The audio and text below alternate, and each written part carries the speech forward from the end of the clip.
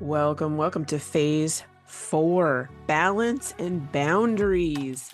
This is where we stop trying to squeeze ourselves into schedules that were never built for real life or real women. If you've ever felt like you can't keep up, like you're always behind, or like no matter how much you do, it's never enough, this phase is for you. We're talking about building buffer time, redefining productivity, creating that balance that actually works, not some perfect 50-50 myth happening here, and finally stepping off the burnout hamster wheel cycle. You're going to learn how to work with your time instead of fighting it and creating a weekly rhythm that feels lighter, calmer, and way more sustainable. Let's get into it. Hey, friend. Welcome back to Release Your Inner Power. I'm Shauna B. I'm your hype girl, your real talk friend, and your reminder that you are allowed to create a life that actually feels good to live. And today, we're talking about something that I know so many of you quietly carry. We're talking about burnout. Not the dramatic, fall apart on the floor, down for days burnout. I mean the sneaky kind. The kind that you're still showing up, you're still doing things, you're still, getting everyone where they need to go. But inside, you feel super exhausted, disconnected from a lot of things, and kind of like you're running on fumes. You wake up tired, you go to bed tired, and then somewhere along the way, life just started feeling like a friggin' long, long to-do list that you're just checking all these boxes off of.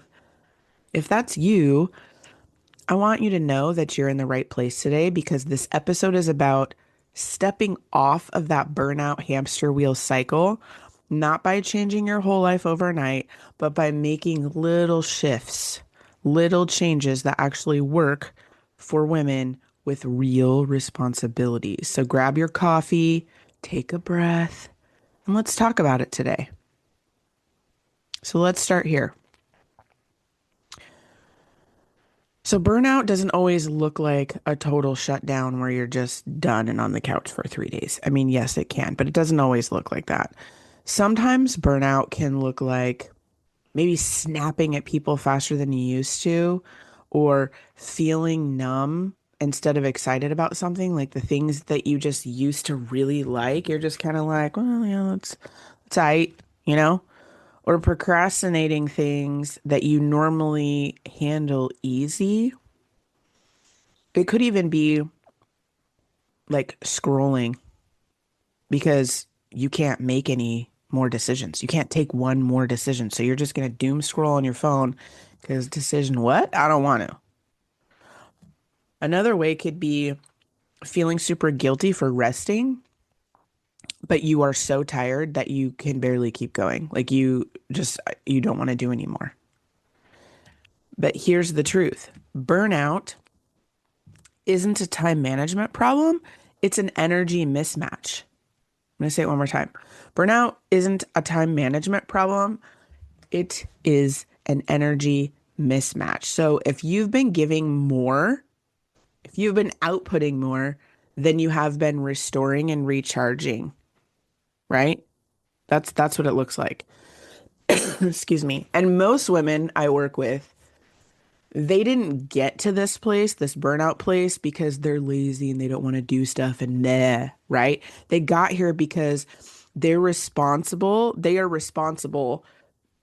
They got here because they're responsible women that are doing all of the things because they care, because they keep showing up even when they're running on empty.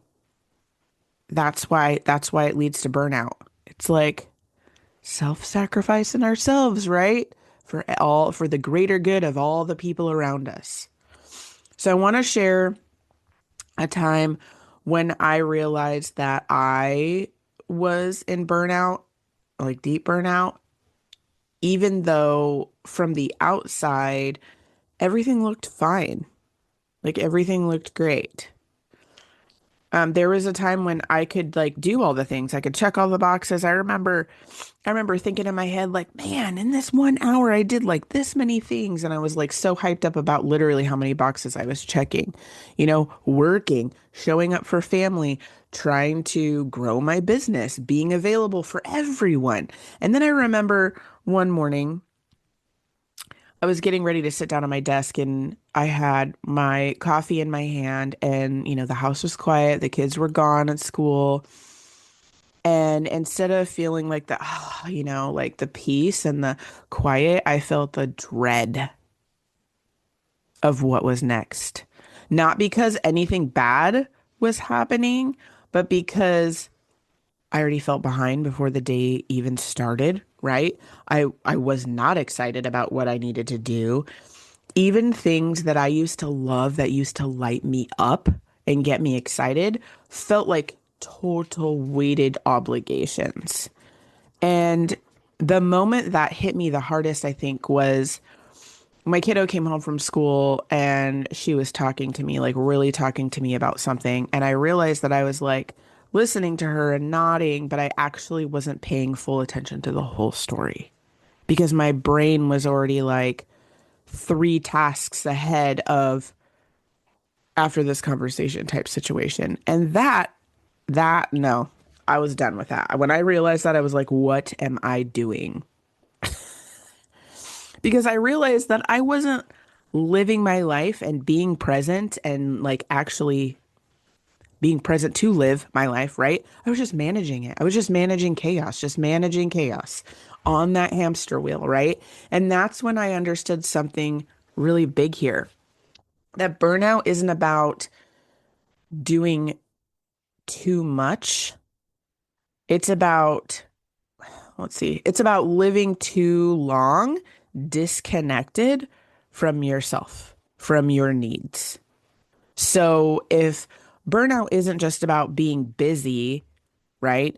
What actually keeps us stuck in the cycle? Like, what actually keeps us stuck in this burnout cycle? So let's talk about the burnout loop because sometimes you get so wrapped up in the to-dos that you don't even know that you're in this loop until you've been doing it for X amount of time and something like kind of slaps you in the face a little bit and you're like, whoa, like the conversation with my daughter. And then you're like, how long have I been in this? How long have I been doing this? Right. So here's how the cycle usually works. So usually it's like high responsibility. So you step up because people rely on you. So you have all these things you have to do. And the second part of it is where you ignore your needs. You basically self-sacrifice. You tell yourself, I'll rest later. I'll do that later. I don't have time for that right now because I have to do X because that's more important, right? Then the third part is when the exhaustion hits because you feel drained, you feel tired and like done, but you push through. Then the next section comes in where the guilt shows up, right? And you think you should be handling things better or doing things differently, or why are you doing? I mean, the dragon lives in this area, right? And then finally, the last part is you're trying to overcompensate because of the guilt to make yourself feel better. So you try harder, you do more, and you want to fix all the things. And then boom, you're right back to step one for something different. And the hardest part is the societal norm praises this, which is crazy to me. It needs to like flip the script, right? We call it being strong, dedicated, independent, selfless, but your nervous system in your body calls it survival mode. Survival mode. Now, here's the good news. And this is where things can start to shift and will start to shift, right? You don't break the burnout cycle by just totally dipping out and quitting your life. You break the burnout cycle by changing how you move through it. So let's talk about what actually works when you're moving through this, okay? These are simple, practical tools that you can use today and that you don't need to overhaul your life. Just little teeny steps, little teeny tools that you can use today. Words. Tool one, The energy check-in. I know I've talked about this before on other episodes. This is a huge one, right? 3 times a day. 3 times a day energy check-in. Not just once a day, though. We're going to up it a little bit. 3 times a day. What do I need right now? Do I need energy? Do I need rest? Not what should I do? What do I need? Because sometimes it's movement, sometimes it's silence, and sometimes it's just drinking a glass of water that you forgot about because it's about reconnecting to yourself, realigning with yourself. Okay. Tool number 2, the 10-minute reset, another tool that we've been talking about before. Burnout will thrive on nonstop motion. It loves that. So set a timer for 10 minutes and either step outside for a second. Maybe you want to stretch. Maybe you want to breathe slowly, but sit without input. Okay. No phone. No phone. Your brain needs white space to reset. Tool number 3. Let's see. Reduce one thing from your load, if you will. So every week, remove one thing that drains you, whether that's maybe it's over explaining something to somebody, or maybe it's saying no to one obligation, or maybe you want to simplify a couple of meals during the week because it's just no, because you're just not there, right? Or asking for help sooner when you need it. Burnout will decrease when the pressure decreases, not when the productivity increases. Okay. Now, the last tool I'm going to give you is the good enough rule. So, what you can ask yourself some questions and then sit with it for a minute. Like, is this required? Like, is this required of me? Or is this, like I have to be perfect, like perfection talking? Like I have to complete this just because it needs to be done. But is it actually required? Like, does that need to be done today? Does this need my energy today? Because sometimes being done at 80% instead of 100 is often life changing. Okay. Now, I don't want this to just, be something that you listen to and think, oh, that was nice. I really want you to experience a shift this week. So I'm going to give you a little challenge this week. Okay. So here's your challenge. For the next 7 days, I want you to notice when you feel drained, pause, just pause, just take a second to pause before pushing through, and then do one small restoring action instead. That's it. So whatever recharges you, do that action instead. Not fixing everything, just interrupting the pattern. That's what I want. Just interrupting the pattern, because change doesn't start with massive action. It starts with awareness and shifting the pattern. Okay. So before we wrap up, I want to talk directly to the women listening who feel like, they're barely holding it together. If you're running on fumes, I want you to hear this, that you are not behind. You are not failing. You are tired from carrying way too much for way too long. And the fact that you're here listening and wanting something different tells me something super powerful. You are ready for a new way. You're ready for a new path, not the harder way, not the push through kind of way, the kinder way, the more sustainable way. Imagine waking up with energy again, or feeling present again, laughing without your brain racing inside of what you have to do next. That version of you is not far away. She's just waiting for you to stop abandoning her in the process of taking care of everything else. So start small, gently, but start, because stepping off of the burnout cycle, it's not about escaping your life. It's about finally supporting yourself inside of it. Okay? If this episode spoke to you, share it with a friend who might be running on fumes. And if you want more support, with this and these tools and things to make those little changes, come and join us inside the Empower Her community where we take these steps together and you get live coaching with me.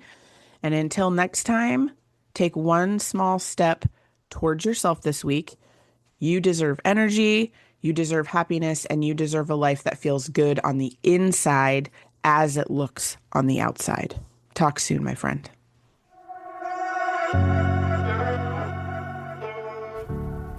Thank you for listening to today's episode. I hope you enjoyed the conversation, learned something new, or got some gems to take away that will boost your week. I release a new episode each week, so make sure to click that follow button to not miss what is coming next. If you love the show or want to share a story, send me a quick message. I love hearing from listeners. If you know someone who needs this episode in their life, go ahead and share it with them. I'm sure they would love you for it. If you are looking to connect more, check out the show notes for all the social links, my website. I would love to hear how this episode helped you and what you loved about it. If there's a topic you want to hear about, send that too. All right, ladies, now is the time to release your inner power.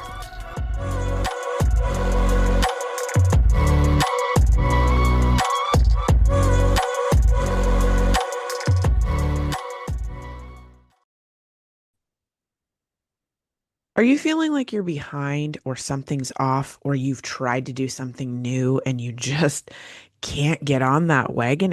You just keep falling off? Guess what? You're human and life doesn't follow a perfect timeline. Maybe the year didn't start the way that you hoped. Maybe your goals got buried under real life stuff. But here's the truth. You're allowed to begin again anytime you want, whether it's July, September, December, January. Progress doesn't have a deadline. That's why now is the perfect time to join Empower Her. We meet you where you are, help you build momentum, and remind you that you don't have to do this alone. There's still so much time left. Let's make it count together.